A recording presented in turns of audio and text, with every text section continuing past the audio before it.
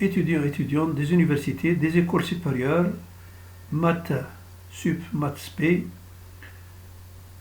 je vais vous présenter des exercices concernant les fonctions hyperboliques.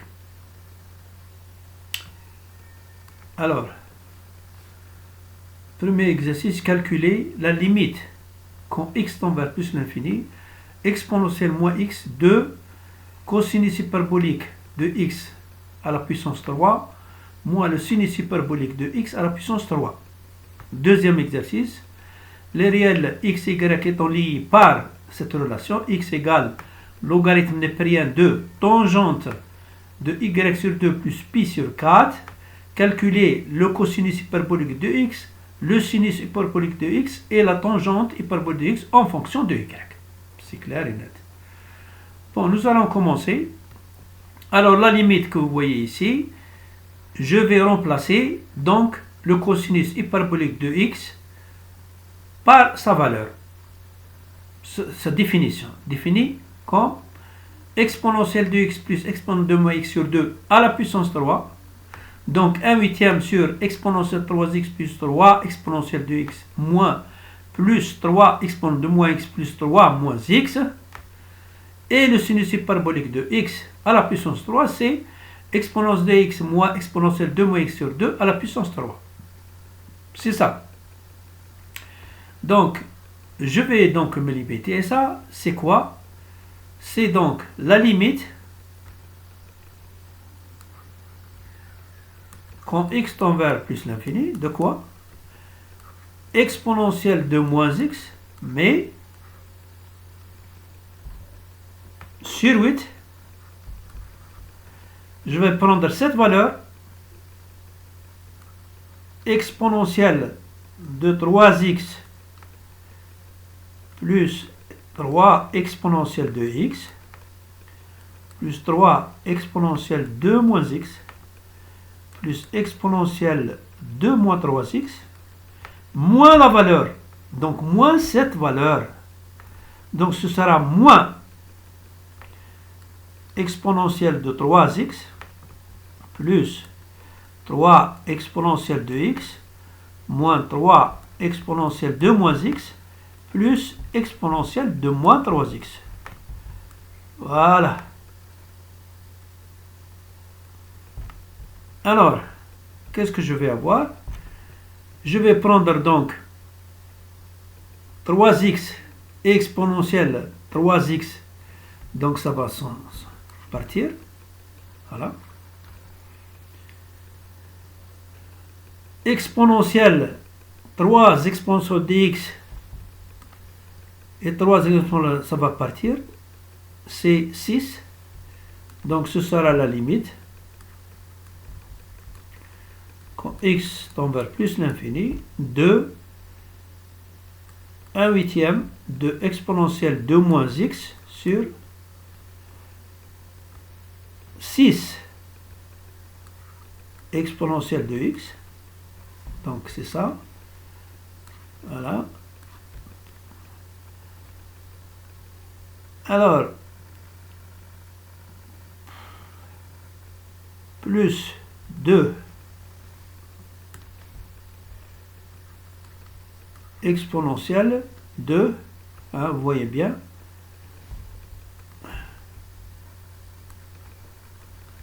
de exponentielle de moins 3x. Le reste, c'est pas la peine. Donc le reste, je vais le changer. Voilà. Donc ça va faire ça. Alors, si je multiplie par exponentielle de x, ça me fait la limite quand x tend vers plus l'infini de 1 huitième de quoi? 6 plus 2 exponentielle moins 4x. Voilà. Alors, comme exponentielle de moins 4x tend vers 0 parce que exponentielle de moins l'infini est égale à 0. Donc je vais avoir la limite, donc ce sera donc la limite quand x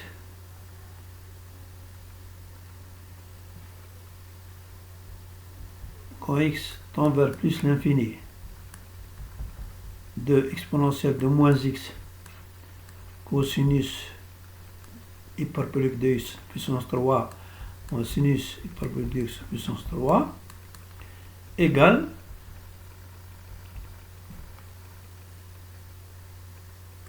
sur 8 par 6. Donc 6 par 8 égale 3 quarts.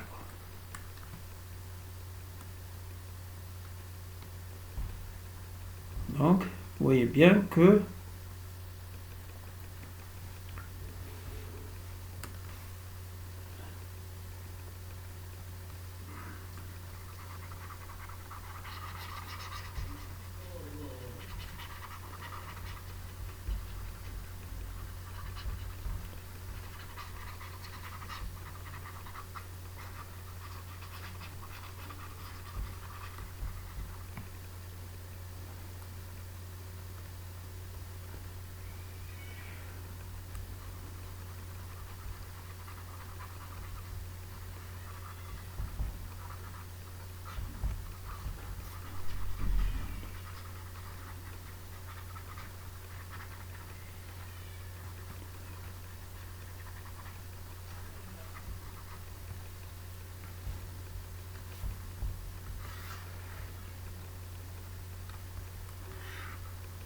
voilà.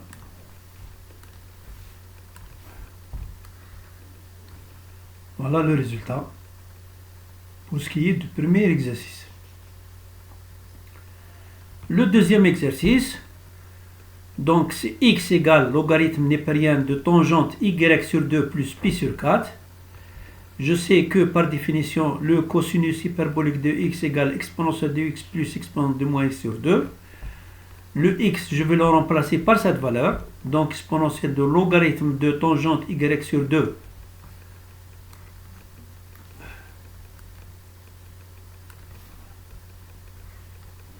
plus pi sur 4 plus exponentielle de moins logarithme de tangente de y sur 2 plus pi sur 4. Donc je vais continuer, vous voyez bien que lorsque exponentielle de moins, ça veut dire c'est 1 sur quelque chose. Donc vous voyez bien que si je réduis au même dénominateur, qu'est-ce que je vais avoir? Je vais avoir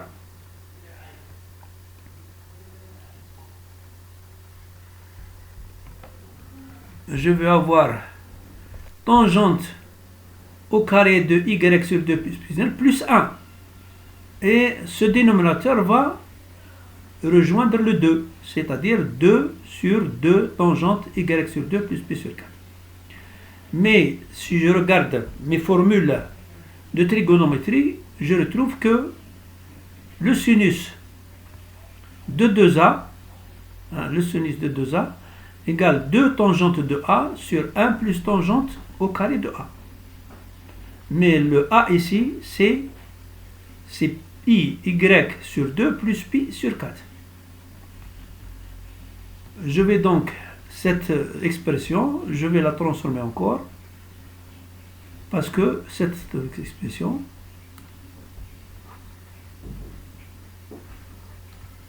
elle est là. Je vais appliquer le 2 sur cette parenthèse, ça va faire y plus pi sur 2. Mais lorsque je vois mes formules trigonométriques, je vois que sinus de y plus pi sur 2 égale cosinus y. Et c'est pourquoi le cosinus hyperbolique de x est 1 sur cosinus y. Pour ce qui est du sinus hyperbolique de x, vous voyez bien la démarche, comme pour le cosinus. Mais cette fois-ci, je vais aboutir à tangente au carré de y sur 2 plus pi sur 4 moins 1 sur 2 tangentes de y sur 2 plus pi sur 1. Et ça, si vous voyez les règles trigonométriques, vous voyez que c'est moins 1 sur tangente de y2 plus 1. Mais le fait que mettre 2, ça veut dire tangente de y plus pi sur 4. Mais la tangente, vous voyez bien ici, tangente